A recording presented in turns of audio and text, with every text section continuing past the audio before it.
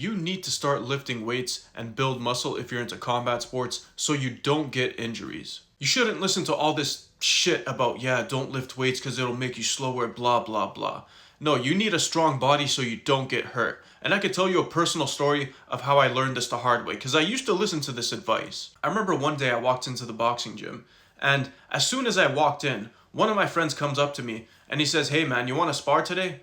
And I said to him, "Yeah, sure, let me just warm up a bit and then we'll get to it." So I started skipping because that's the first thing that everybody does when they walk into a boxing gym. But at one point while I was skipping, I jumped up, and when I touched the ground, I felt a sudden, really sharp pain in my lower back. This pain was so bad that I couldn't skip anymore. I definitely couldn't spar.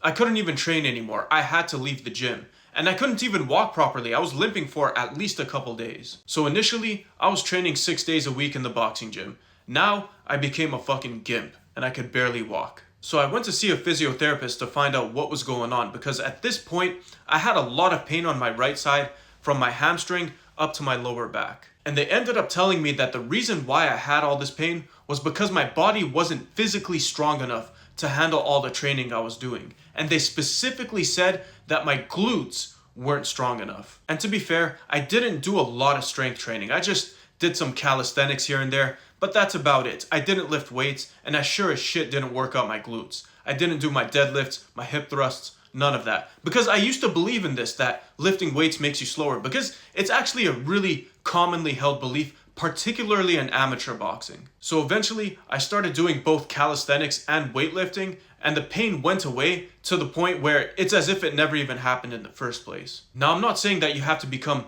big and bulky like Stewie on steroids. You don't want to do that because that will give you problems. But you want to lift weights, you want to build muscle and build a strong body because that will be your armor that protects you from injuries.